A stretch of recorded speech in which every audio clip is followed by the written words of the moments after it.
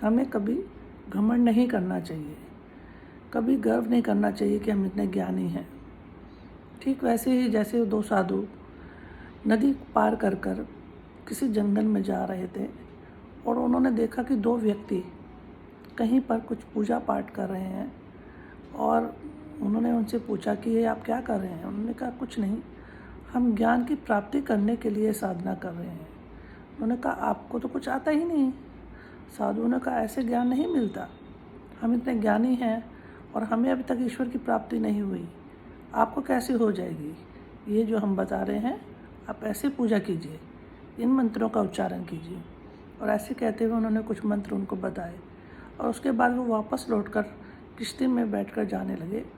अभी आधे रास्ते में ही पहुँचे थे कि वो दोनों महापुरुष वो भागे भागे नदी में भागते हुए चले गए और वो पानी के ऊपर से चलते चले गए। और उन्होंने पूछा महाराज रुकिए, हम तो वो मंत्र बीच में ही भूल गए, आप कृपया उन्हें फिर से बताने की कोशिश कीजिए ताकि हम ईश्वर की प्राप्ति कर सकें। साधु ने जब देखा तो वो आश्चर्यचकित हो गए। उन्होंने देखा कि वो दोनों व्यक्ति पानी के ऊपर से चल के आ गए। उन्होंने कहा आपको तो ज्ञान की ज़रूरत ही नहीं है, आप तो पहले से ही इतने ज्ञानी हैं और आपको ज़रा भी गर्व नहीं हुआ इस बात का।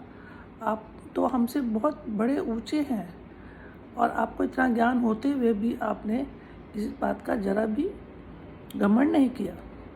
कृपया हमें माफ़ कीजिए, हम तो आपसे बहुत छोटे हैं। ऐसा कहते ही वो सब साधु चले गए।